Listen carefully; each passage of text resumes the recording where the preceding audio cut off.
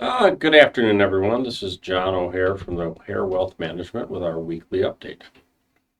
It's December 16th, and the question of the day is regarding Federal Reserve and what they're doing. Before we go there, I want to remind you that we're always interested in your questions, and you can text them to us or send them to service@o'harewealth.com. But today, we've got three things we're going to talk about. And it's regarding the Fed. What do you think of the Fed's interest rate cuts last week, and what does it mean for your outlook? Well, several things here. One is what the cut meant and the dissents in that cut. Also, where we see interest rates going and what's the impact on the economy and the stock market. First of all, I want to talk about the dissent. We did have the first time in 30 years that several members of the Federal Reserve Board, remember there's 12 members that vote, several members voted or declined to vote for this interest rate decrease. They wanted a bigger decrease. That is unusual, again, first time in 30 years. Interesting to note, though, the two governors that dissented were also in the running to be picked for the next Federal Reserve chairmanship position by the current president, President Trump. So I think there was a little politicking going on here. They're trying to show the president that they were more in line with his wishes, and that's to be expected. So I don't read a lot into that. I think it really was what I called it is politicking. Let's talk about where interest rates are and look back at the last 25 years.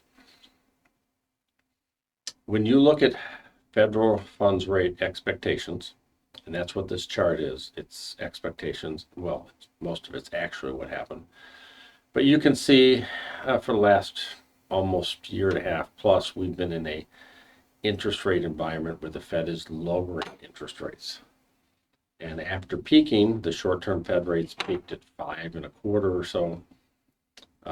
We're down to 3.6, so we're down almost 2% from where we peaked. That's after last week's cut. If you look at the FMOC, that's the Federal Open Market Committee, look at their expectations are in blue, the market expectations are in green. And then the purple line are the long-term expectations. You notice right now that the market expectations actually are a little more bearish.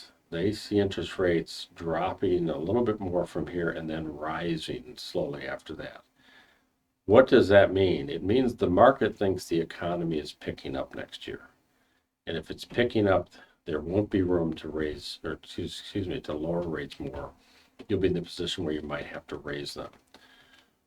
That's a little bit in opposition with what the Federal Reserve thinks. They think rates are going to go lower and pretty much bottom out at 3%. You can see on a long-term basis, we've been much lower than that, but I would tell you for ordinary times, we've been higher than that as well.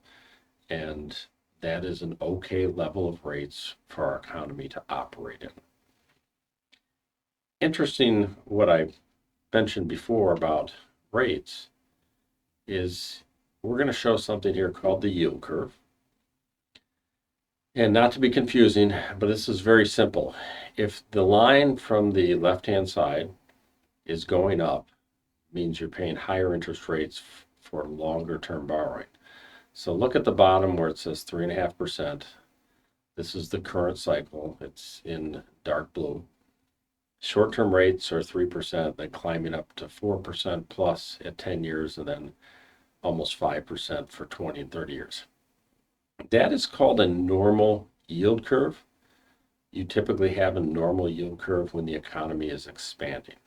So if you're reading anything from this, you're reading that the U.S. economy will be expanding next year. Bottom line, it doesn't seem to be a lot of reason for a recession right now. Look at the top blue line, the flat line. That is not a normal interest rate curve. That is when the economy is kind of going sideways. And the green line on the bottom, which happened back in 23, was called an inverted yield curve. And when that happens, we're supposed to have a significant slowdown in the economy. And we did see some slowing in the economy, and we did not have a recession, which is good news. So if I were an investor looking at the current interest rate environment and the current expectations from the Fed and even the markets, I would say the economy will be expanding next year, probably near the long-term average of 2% growth in GDP or better. With that, that's good for the stock market. That's good overall for the bond market and makes us comfortable with our outlook for another positive return in the stock market. I don't think it's going to be a big return because we've had several good years, but I don't see any reason for a significant decline. We hope this is helpful.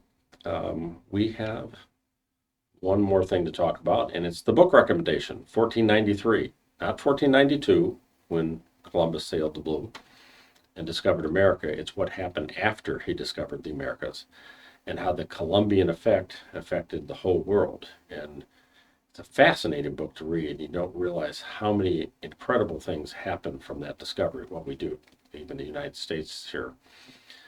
Fun fact in there, in the 1600s, the Spanish had to put tariffs on the Chinese because their cost to make silk garments was too cheap, and the Spanish couldn't keep up with it. I just bring that up because what do we talk about today?